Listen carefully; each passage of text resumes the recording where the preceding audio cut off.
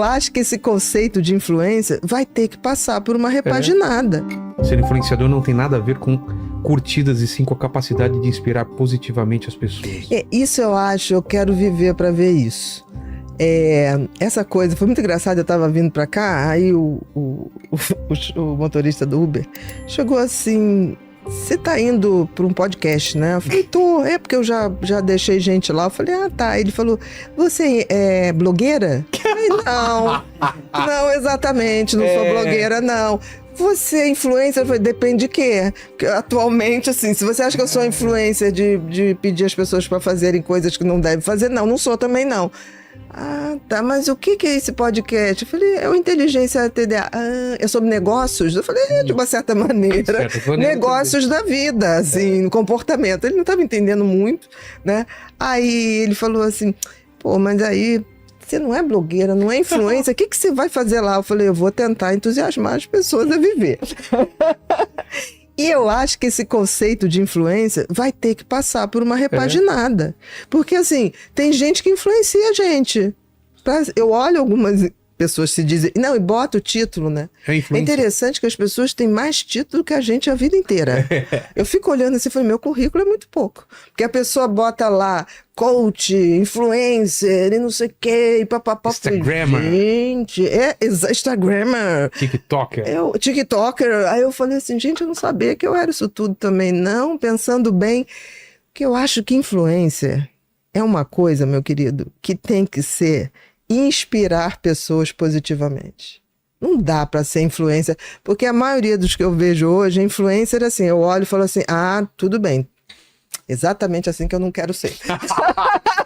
Desinfluencer. Exatamente. Gostei. Que a gente tem que saber. Então, vou colocar na minha bio, desinfluencer, porque assim, você, Vilela, novamente o conceito de felicidade, né? Você tem que ser fruto.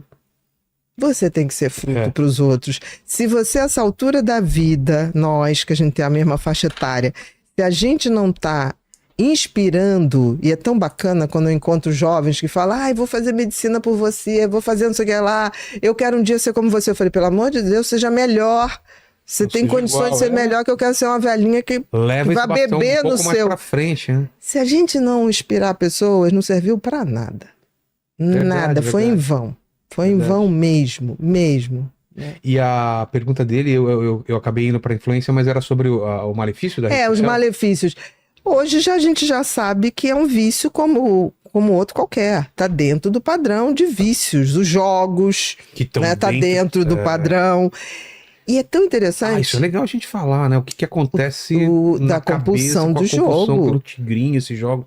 Já tá lá, no DSM tá lá, já é oficial a compulsão por jogos. Meu Deus. Então, assim... O pessoal gastando dinheiro que não tem, dinheiro da compra. É louco isso, né? E eu acho tão interessante que quem fica anunciando bota assim, não se esqueça, jogue com moderação. É que nem chega... Toma cocaína, mas só um pouquinho. Só um pouquinho. Gente, é surreal isso, porque aquilo é feito... para você viciar. É feito para viciar. Eu acho que as coisas começam a buscar um centro, né? Por exemplo, está se discutindo, acho que aqui em São Paulo já começou, a questão de proibir celular nas escolas. Tá certo, é o mínimo. Você imagina um professor tendo que competir com o celular. Ele está competindo com toda a informação e todo o entretenimento do mundo. É impossível. E aí como é que estabelece respeito? Não tem como. Então, assim, vai ter criança que o pai vai descobrir que vai ter abstinência. Vai. Infelizmente, vai passar por isso. Mas vai ter que ser assim. Tem que ser. Tem que ser. Tudo é uma medida.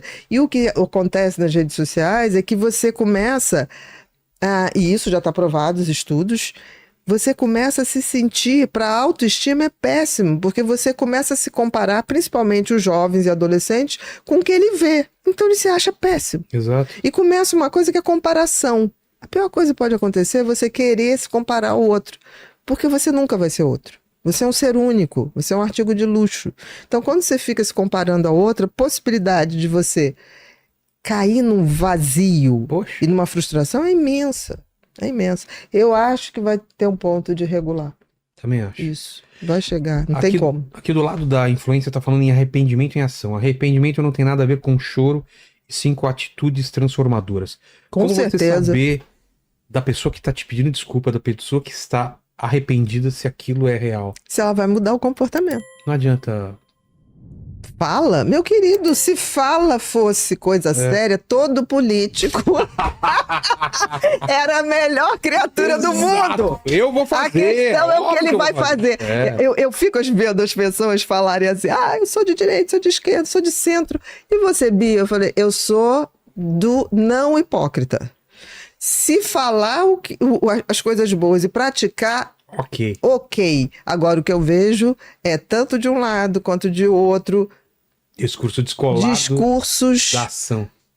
e que carecem de uma ação, de uma prática. Se você tem um filho que tem TDAH, redobrar a sua atenção. Por quê? Porque os estudos mostram que o TDAH tem maior tendência em se envolver com vícios de substâncias e também de comportamentos viciantes, como pornografia, vício em videogames, em jogos de azar, justamente porque esses vícios liberam dopamina. E todo TDAH tem uma deficiência de dopamina, por isso ele vai buscar nas drogas a dopamina que ele não tem. Então, muitas vezes ele se depara com esse fenômeno de usar a droga ou um comportamento de vício e se sentir bem por conta da dopamina que é liberada. Se você ou alguém que você conhece enfrenta esse desafio, conheça o curso agora mesmo.